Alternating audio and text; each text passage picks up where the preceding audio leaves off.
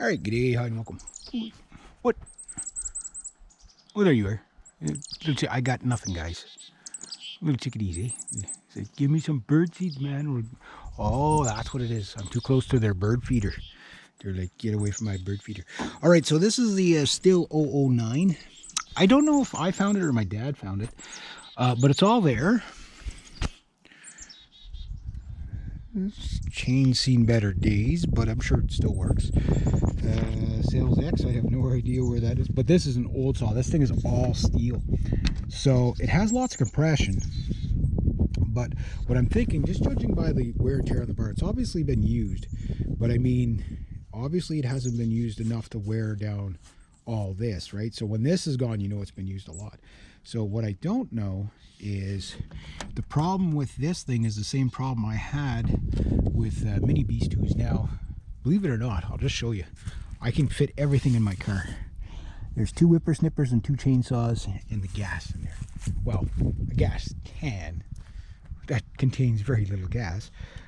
So I got this thing to work on. What I'm going to do first is disassemble this one. I probably have to take the handle right off.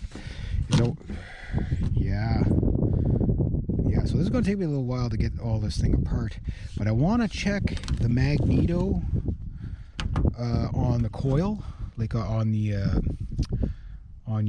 flywheel. There's like 2 magnetic strips, and I bet you they're rusted up, because I want to check it for fire and everything like that. You can see, like, you can't really get into this thing at all. Like, I mean, it's completely sealed up. Why they have it that way, you know, it's a typical chainsaw thing, you know. So my plug is definitely going to be under here. The head's going to be under here.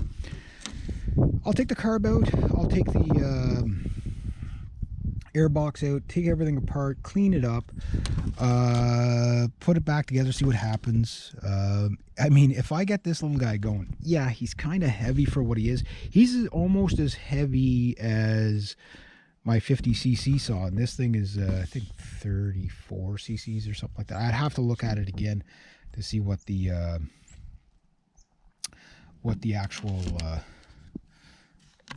numbers are on this thing. But yeah, so this is the only top handled saw I have, and it was free. Now if I get this thing going for free, and even if I only get a season out of it, guys, it will, you know, definitely earn its keep. But where I want to use this is like up in places like that. I'm gonna blind you with the sun, sorry about that. But like when I'm doing, you know, like up in the trees, the nice thing is like even Mini Beast is out to here with the handle, you know, maybe about there. The bar, I think, looks the same size. It's probably a 12 or 13 inch bar, which is adequate. I like these like shorter, thicker bars for these little chainsaws because they just seem to be more stable. But again, I got nothing to lose by trying it, so I'll clean it up. I know I showed you guys this saw before, but I'll clean it up, get it apart, see if I can get it all done today. If I can't get it done today, maybe tomorrow. And see if I can get this thing running again, because if I can, oh, what a win this thing is going to be, because the modern version of one of these is about $500 for the 194, I think it's called.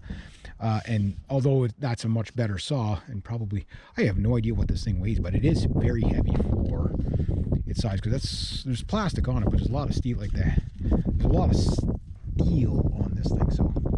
But very, very easy to manipulate, especially if you're up in a tree and then you don't have all that hitting stuff. You can get around branches really. Oh, this thing's going to be dandy if I get it going.